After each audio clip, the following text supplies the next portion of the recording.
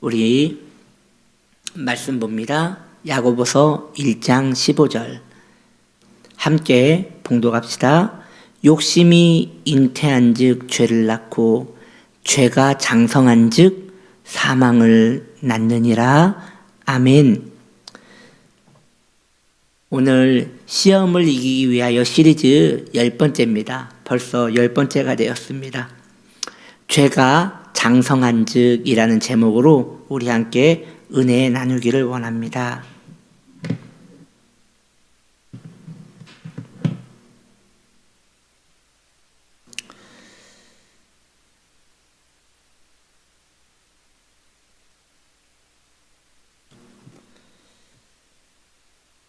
전에 제가 강원도에서 군 생활을 했거든요. 거기에 쥐가 그렇게 많았어요. 그래서 쥐를 잡기 위하여 그 쥐 찐득이를 이렇게 쥐가 잘 다니는 길목에 설치를 해놨습니다. 다음날 보면 쥐가 이렇게 쥐 찐득이에 붙어 있는 거예요. 거짓말 조금 더 보태서 쥐가 얼마나냐면 송아지만 해요. 정말 커요. 그런데 그 쥐가 그 쥐 찐득이에 붙어서 똥을 싸고 죽어 있어요. 쥐가 거기에서 벗어나려고 얼마나 몸부림을 쳤는지 이렇게 볼 수 있는 광경이었습니다. 진이 빠지다 빠져서 이제 똥을 싸고 죽은 것이지요. 성도에게 있어서 시험이란 꼭 이런 것과 같습니다. 본인의 힘으로 벗어나려 몸부림을 치지만 자신의 힘으로는 그 시험에서 벗어날 수 없는 것, 이것이 성도에게 있어서 시험인 것입니다. 여우는 한번 덫에 걸렸다가 거기서 풀려나면 여우 평생에 이렇게 여우 덫에 걸리는 일이 없다고 합니다. 꾀가 많아서 한번 당한 것은 다시는 당하지 않는다는 것입니다. 그런데 성도는 걸린 데 또 걸립니다. 넘어진 곳에서 또 넘어집니다. 참 여우가 더 나은 것 같다는 생각이 듭니다. 그렇다면 왜 성도는 넘어진 곳에 또 넘어지는 이유가 무엇일까요? 그 이유가 있습니다. 원수 마귀가 성도를 연구했기 때문입니다. 지금 저와 여러분을 연구해서 우리가 지나다니는 길목을 잘 알고 있는 것이에요. 우리가 언제 자주 넘어지는지 잘 알고 있는 것이에요. 그래서 거기에 쥐 찐득이 시험을 딱 놓고 기다리는 것이에요. 그런데 너무 어리석게도 넘어진 곳에 또 넘어지고 걸려 넘어지게 되는 것이죠. 이것이 참 성도의 어리석음이 아닌가 싶습니다. 지켜보면요, 물질에 시험에 든 사람은 이후에 보면 또 물질의 시험에 들어 있습니다. 혈기와 분노에 또 넘어진 자는 이후에 보면 거기에 또 넘어가 있습니다. 이것이 원수 마귀가 연구하여 그 길목에 놓아놨기 때문입니다. 그런데 문제가 있습니다. 시험에 걸려 넘어지고 또 넘어지고 또 넘어지면 그것에 대하여 익숙해지고 그것에 대하여 강건해지는 것이 아니라 그렇게 반복하여 계속 걸려 넘어지다 보면 성도는 구원받은 하나님의 백성임에도 불구하고 이제 그 시험과 죄의 노예가 되고 맙니다. 그것을 이겨낼 수 있는 힘이 생긴 것이 아니라 거기에 오히려 노예로 사로잡혀 끌려다니게 되는 것입니다. 처음에는 내가 그 죄가 좋아서 내가 선택한 것이라고 생각했는데 나중에 알고 보면 이제는 그것 없이는 살 수 없는 노예가 된 것이지요. 뭔가 거대한 힘이 성도를 끌고 다닌다는 것을 알게 되는 것입니다. 이렇게 성도는 죄에 길들여지게 되는 것이지요. 이것이 노예가 아니고 무엇이겠습니까?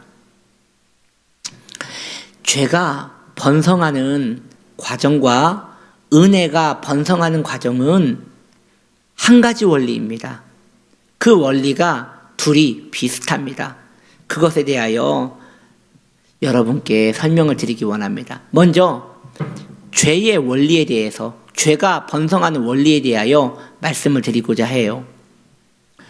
한 성도님이 계세요. 그 성도님이 죄 가운데 빠져 있습니다. 시험 가운데 빠져 있습니다. 그래서 세상 향락에 즐거워하고 은혜를 멀리하고 살았습니다. 그런데 그 성도에게 어느 날 문득 똑같이 그날도 죄를 짓고 있는데, 그날도 세상의 향락 속에 살고 있는데 갑자기 그 마음속에서 허무함이 밀려오는 것이에요. 너무 공허해서 재미가 없어요. 여전히 세상 향락 속에 머물러 있지만 그것이 너무나 헛되어지게 느껴져요. 반복되어지는 이 지긋지긋함이 너무 싫은 거예요. 그때 그 세상의 향락 속에 속해 있는 그 성도는 한 가지 소망을 가지게 됩니다. 어떻게 하면 내 안에 평화가 올 수 있을 것인가? 어찌해야 내 마음에 하늘의 기쁨, 사라지지 않는 기쁨이 이런 세상의 자극과 같이 잠깐 있다 사라지는 그런 즐거움이 아니라 하늘의 즐거움, 사라지지 않는 즐거움이 내 안에 올 수 있을 것인가? 이것이 내게 온다면 나는 내 모든 것을 팔아서라도 그것을 사고 싶도다라는 그 마음에 준비가 되어지는 것이에요. 그리고 그 성도는 곧 알게 됩니다. 하나님 아버지께로 돌아가야 하는구나. 하나님께 돌아가야 내 영혼이 만족이 있겠구나. 그렇게 마음에 준비가 되고 사모함이 일어나고 갈급함이 일어나는 것입니다. 그 마음을 몇 번 가지다가 실패하고 몇 번 가지다가 실패하고 그런 마음을 어느 순간 결정합니다. 그래, 돌아가자. 아버지께로 돌아가자. 그 발걸음을 은혜의 자리로 나아옵니다. 준비된 마음에 찬양을 부르고 기도를 하고 말씀을 들을 때에 폭포수와 같은 하나님의 넘치는 긍휼이 그에게 임해서 그의 영혼은 순간 회복되는 것이며 그 안에서 살아나는 것입니다. 여기에서 원리가 있지요. 그 성도는 은혜 받기 전에 그 마음에 은혜 받을 수 있는 준비가 다 되어 있었다는 것입니다. 이것이 원리입니다. 이제 죄의 원리에 대해서도 말씀드리기 원합니다. 그 원리는 같다 하였습니다. 또 다른 성도님이 계십니다. 그 성도님은 신앙생활을 꾸준히 잘 하고 계셨습니다. 교회도 잘 나오고 계셨고 나름 성경도 읽고 기도 생활도 했습니다. 그런데 어느 날 신앙이 무료해지기 시작합니다. 늘 반복적인 신앙생활에 지긋지긋함을 느낍니다. 말씀을 읽어도 그 말씀인 것 같고 설교를 들어도 집중이 되지 않습니다. 이 재미없는 것을 내가 왜 매여서 계속해야 하는가에 대한 생각들이 계속 올라오기 시작합니다. 그런데 어느 날 예배를 끝나고 집에 돌아가는 길에 버스에서 자신이 예전에 좋아했던 유행가 한 소절이 나옵니다. 갑자기 그 마음에 촉촉한 행복감이 올라오는 것입니다. 자기의 메말라 있던 감성을 흡족하게 할 만큼 즐거움이 올라옵니다. 그때 그 성도는 생각합니다. 아, 이거였어. 이렇게 좋은 게 있었어.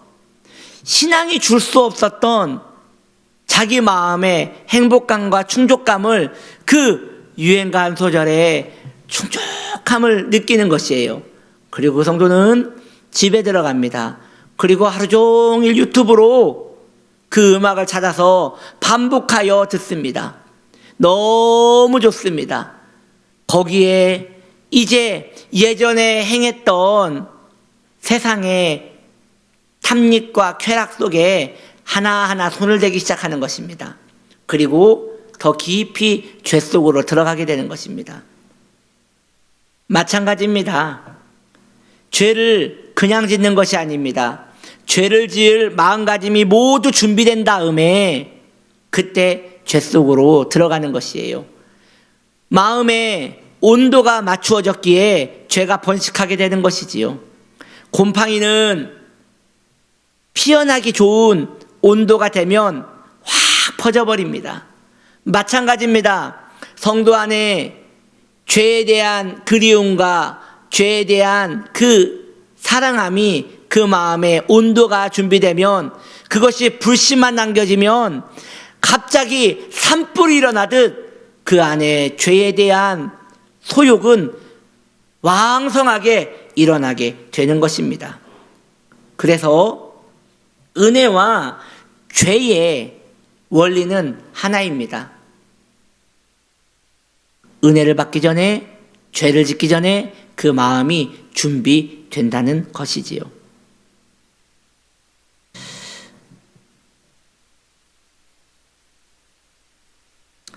이처럼 성도는 은혜와 죄 앞에서 자신의 마음을 새롭게 해야 한다는 것입니다. 오늘 본문은 우리에게 이렇게 말씀하십니다. 욕심이 잉태한 즉 죄를 낳았다라고 말하고 있습니다. 그렇다면 욕심이 잉태한다는 것은 무엇을 말하는 것일까요? 루터는 말하기를 이런 예를 들었습니다. 욕심이 잉태하는 것에 대하여 이런 이해를 들었던 기억이 있습니다. 무엇이냐? 우리가 밖을 나갑니다. 하늘에 새가 날아다닙니다. 그 새는 나와 엄밀히 말하면 별 상관이 없습니다. 새가 쥐적입니다.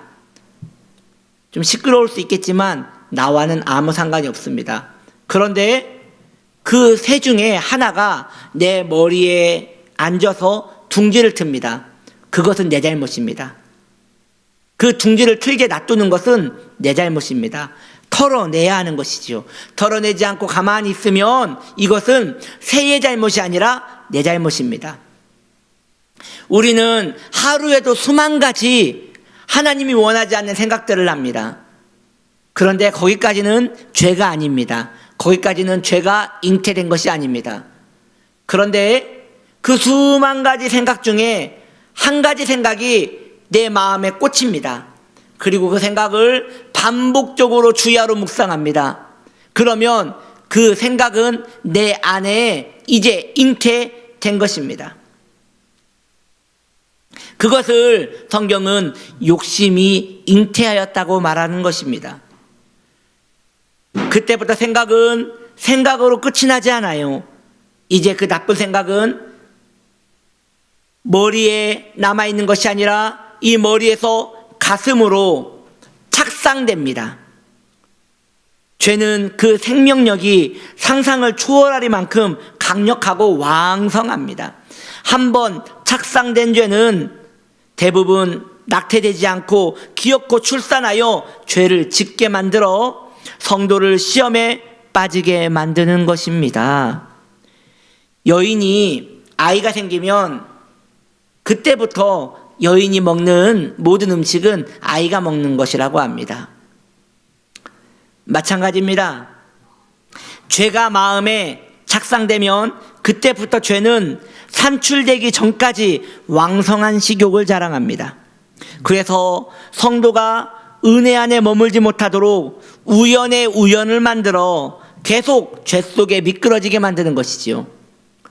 이것은 죄를 짓는 성도는 우연이라고 생각하지만 절대 우연이 아닙니다. 죄의 계획된 통로 안에 우리가 지금 계속 인도를 받고 있는 것입니다. 사랑하는 성도님들이여, 기억하셔야 할 게 있습니다. 죄는 은혜가 오면 유산됩니다. 한번 있는 자리에서 따라해 볼까요? 죄는 은혜가 오면 유산됩니다. 아멘. 그것을 알기에 죄는 성도가 은혜를 받는 데에 둔해질 수 있도록 최선을 다하는 것입니다. 은혜에 대한 욕구가 아예 일어나지 못하도록 성도의 지성과 감성을 마비시킵니다. 의지를 은혜 안에 머물지 못하도록 통제합니다.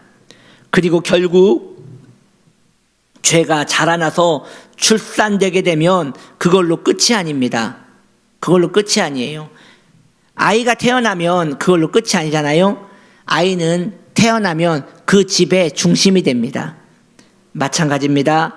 죄가 출산하면 그 죄는 그 사람의 중심이 되어 성도라 할지라도 계속 불신자와 동일한 삶을 살게 되는 것입니다.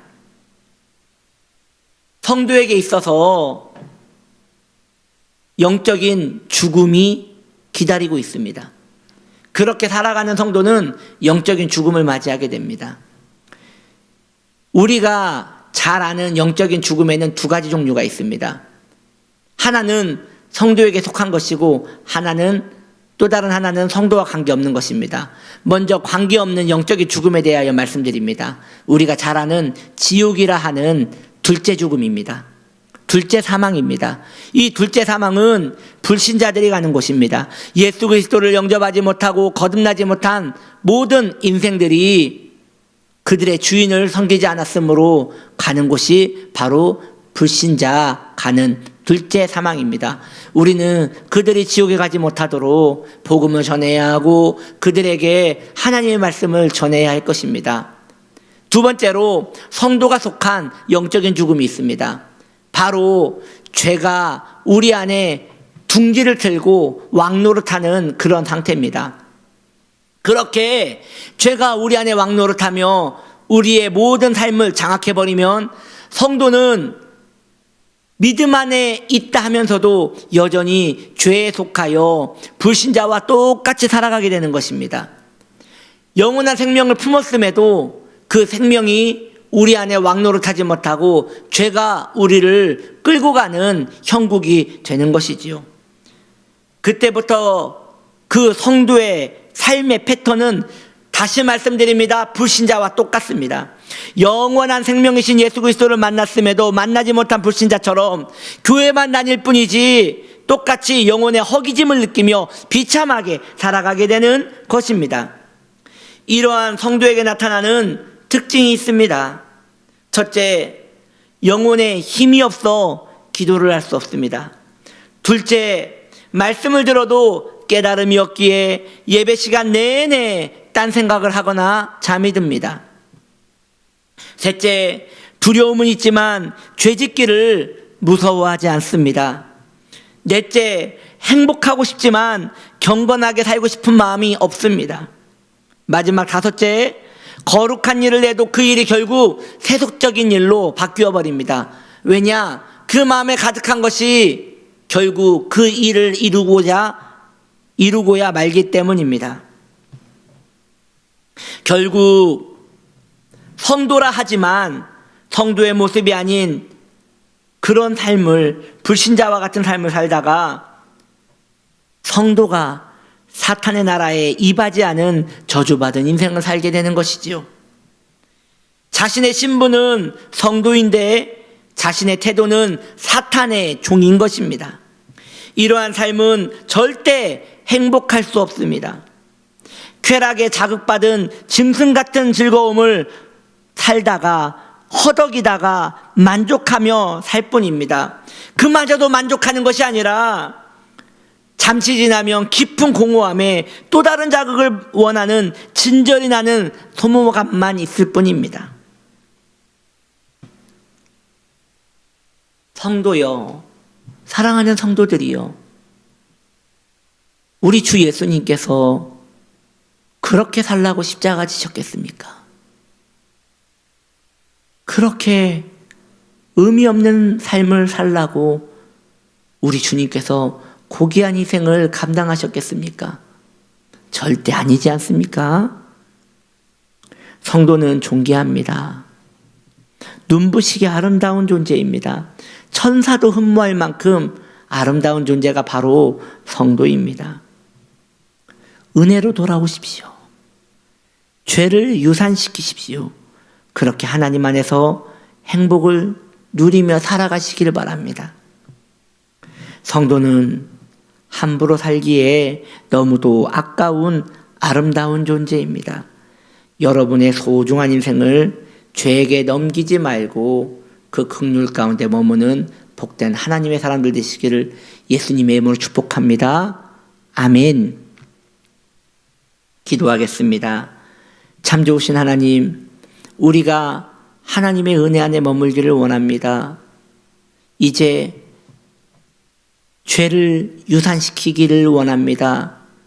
죄를 유산시키기 위하여는 은혜가 필요합니다. 주님, 우리에게 은혜를 허락하여 주옵소서. 은혜를 받을 수 있는 마음가짐을 준비하게 하여 주시고 그 은혜를 사랑하며 살게 하여 주시옵소서. 예수님의 이름으로 기도드립니다. 아멘.